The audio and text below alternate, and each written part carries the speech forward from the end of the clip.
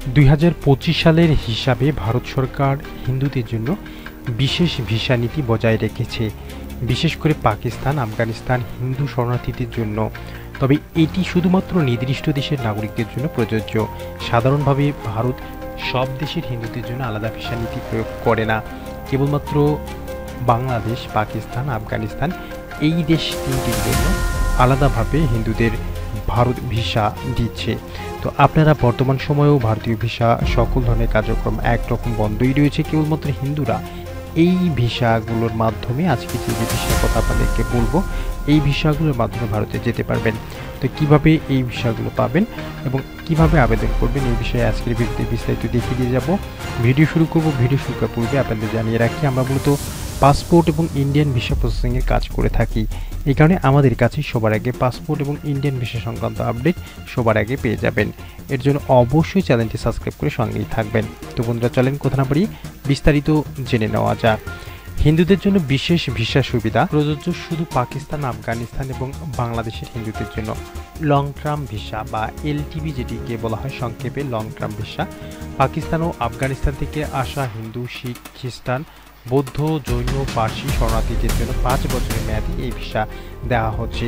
আর এই long term visa নিতে গেলে আপনাকে যে কোনো একটি ভিসার মাধ্যমে ভারতে গিয়ে সেখানে ভিসার মেয়াদ থাকাকালীন অবস্থাতে ভারতে গিয়ে আপনাকে আবেদন করে আপনার যত প্রমাণাদি আছে, আপনি যে বাংলাদেশ কিংবা পাকিস্তান, আফগানিস্তানে নির্যাতিত হয়েছেন সেই প্রমাণগুলো দেখিয়ে, সেটি হতে পারে মামলার নথি বা অন্যান্য ভিডিওগ্রাফি, এগুলো যদি আপনি ভারতে ঠিকঠাক মতো সাবমিট করতে পারেন, তাহলে আপনারা 5 বছরের জন্য এই লং টার্ম ভিসা পেতে পারেন। বিশেষ করে বাংলাদেশ, পাকিস্তান এবং আফগানিস্তানে হিন্দু যারা রয়েছেন। নাগরিকত্ব পদ 2025 সালে ভারত সরকার পাকিস্তান, আফগানিস্তান হিন্দু শিখদের জন্য নাগরিকত্ব আইন CAA পাশ করে, যা তাদের দ্রুত ভারতীয় নাগরিকত্ব পাওয়ার সুযোগ দিচ্ছে। আর এই CAA আইন মূলত বাংলাদেশ, পাকিস্তান এবং আফগানিস্তানের মতো দেশের হিন্দুদের কথা চিন্তা করে ভারত সরকার নিয়ে এসেছে।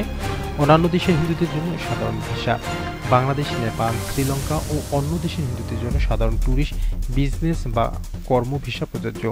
তাদের জন্য কোনো বিশেষ ভিসা নীতি নেই, তবে ধর্মীয় ভিসা যেমন তীর্থ ভিসা পাওয়া যায়। তীর্থযাত্রী ভিসা, পিলগ্রাম ভিসা, বাংলাদেশের হিন্দু সম্প্রদায় যারা রয়েছেন, ভারত সরকার হিন্দু তীর্থযাত্রীদের জন্য বিশেষ ভিসা দেয়, যেমন বার্ষিক তীর্থ ভিসা, যেমন কৈলাস, মানব সরোবরে ইয়ার ভিসা। ধর্মীয় সম্মেলনের জন্য ভিসা, যেমন কুম্ভ মেলা হয়ে গেল কিছুদিন আগে। এবং আপনারা যারা রয়েছেন, বাবা মা মারা গিয়েছে, ভারতের গয়াতে গিয়ে আপনাকে পিণ্ডদান করতে হবে, অস্থি বিসর্জনের যে বিষয়টি রয়েছে, এরকম ব্যক্তি যারা রয়েছেন, আপনারা এই তীর্থ ভিসার মাধ্যমে আবেদন করে খুব সহজে বর্তমান সময় ভারতে যেতে পারবেন। সর্বশেষ আপডেট 2025 সালে ভারতের ভিসা নীতিতে কোনো পরিবর্তন হলে ভারতের স্বরাষ্ট্র মন্ত্রণালয় বা স্থানীয় ভারতীয় দূতাবাস থেকে নিশ্চিত করা আপনারা নিতে পারবেন। এবং আমাদের চ্যানেল যদি সাবস্ক্রাইব করে রাখেন, সবার আগে আমরা এই আপডেট দিয়ে থাকি। আপনি যদি কোনো নির্দিষ্ট দেশের নাগরিক হন, যেমন বাংলাদেশ, নেপাল, পাকিস্তান বা অন্য কোনো দেশ, তাহলে আরও বিস্তারিত জানাতে পারবো যদি কমেন্টে আপনারা আপনার দেশের নাম লিখে দেন। তো সম্মানিত ইন্ডিয়ান ভিসা প্রত্যাশী ভাই বোনেরা, আপনারা কে কোথা থেকে আমাদের আজকের এই ভিডিওটি দেখলেন, আর যদি এই ভিডিওটি ভালো লেগে থাকে তাহলে অবশ্যই একটি আপনার সুচিন্তিত মতামত আমাদের কমেন্টে লিখে জানাবেন। দেখা হবে নতুন কোনো পাসপোর্ট এবং ইন্ডিয়ান ভিসা সংক্রান্ত আপডেট ভিডিওতে। ততক্ষণ পর্যন্ত ভালো থাকবেন। ধন্যবাদ।